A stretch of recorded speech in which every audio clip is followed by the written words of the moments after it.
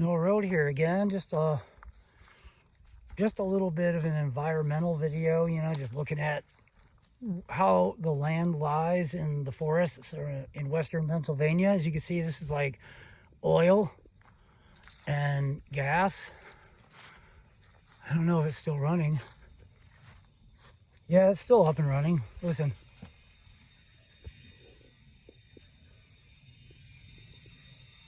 See? So the gas companies, I don't know if they may own part of this land in conjunction with the lumber company. But if they don't, I know they got access to it. And you see these things in the woods a lot in western Pennsylvania. And in some parts of this, not too far from here, just the county north of us, this is Elk County, Johnsonburg, and north of us we got McKean County, where Bradford is at. And in the woods up there, I noticed stealth camping and stuff through the woods. Obviously you got these access roads for the gas companies and oil companies, but you actually got those oil pumps that are still working, or else they're working sometimes, and sometimes they shut them down for a while. And that's a big thing up here, is either gas, natural gas, or oil. And it's been going on for a long time. In fact, a little bit of trivia. The first oil well in the world was founded here in this, not too far from here. And it's near Titusville, just outside of it. And it's called the Drake Well. And the oldest continually running oil gas refinery is in Bradford, Pennsylvania. So it's really big up there. And a lot of us, especially who are a little bit older, might remember our dads putting Pennzoil in in our lawnmowers or in the car when he changed oil. Grew up in Michigan, and I remember my dad using Pennzoil, Pennsoil, I guess, Pennzoil, and that there definitely would have originated here. We think of Texas as the big oil area, and indeed it is. It's got more oil fields and stuff, but it was started here. This is where it all really started. They found it here before they ever found oil in the Middle East.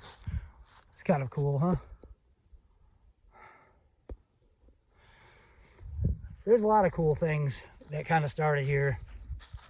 A lot of interesting history in Bradford. Now that's a town I'd like to do a little bit of a walkthrough and film a walkthrough. Yeah, this area, like, here's something from the gas company. Like you could see, this isn't really heavy with them. It's not like all over the place in this particular part, but you see that there's for the gas company.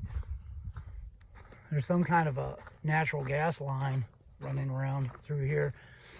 And there's a few of those places that I just pointed out. There's a lot of them in, kind of around Du Bois. And so it's kind of cool. And they actually, in some areas in the woods, when you're stealth camping, they have like these little sheds that got these gas lines in them, and they got rain cover, and they always leave them open. They're like tin sheds. And if you were in a pinch and you just so happen to luck out and be near one of those, you could have a plan B, emergency escape plan, if you're stealth camping in the woods in that area. I have, camped out in one or two of them. Nobody ever goes in them. Maybe during the hunting season, some hunter might come through and say, oh, let me look in there, but that's once in a great while, once in a blue moon. And the gas company very rarely comes around to check those gauges. They can go months, a month or two or something, they might not even check the gauge, and they're usually pretty deep in the woods. So those are kind of neat, and there's a lot of that kind of stuff around here. And some areas have more of it than others, and like this doesn't have too much of it, but it has a little bit. There's a couple of gas lines, maybe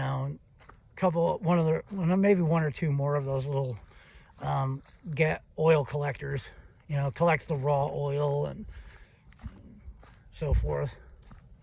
around here. There's a lot of those oil collectors down in the watershed forest in the DuBois area. It's just outside of DuBois on Home Camp Road, and they have a lot of land up there owned by the watershed, and it goes all the way into the state forest, probably 4 or 5 miles, to where you'll see 3 or 4 of those like oil collectors and a couple of pumps and gas lines and stuff throughout the forest, and some of those shacks, those tin sheds that I was talking about. It's kind of neat. Pennsylvania's interesting. I like it up here. The only thing that's the downfall for me, the stealth camper, is, you know, the winter that's coming, you know. But it's only 90 days, really, and, you know, not every single day is horrible. You know, so there's some beautiful winter days in the 30s or upper 20s. It's not bad, you know, if you got the equipment to deal with it, and you can stay dry. You know, but there is very horrible times to get through in the winter, and I will have to say it. That's the truth. It's a downfall, but it's not as bad as Minnesota up here. It's not as bad as Maine or Vermont or New Hampshire, you know, so at least it has that. It would be better, like Southern Virginia or something would be a really good area to deal with winter. It would be bad at times even down there, but it will have a lot of days in the 40s, when up here it would be, you know, in the teens or something. And a lot less snow for sure down there. Although they would have ice storms and sleet and stuff like that, but which can be pretty bad. But, well, anyways, it's just, you know, one of the areas that I wanted to kind of film for my 2025, 2026 stealth camp fall and winter edition. With that said, no road, over and out for now.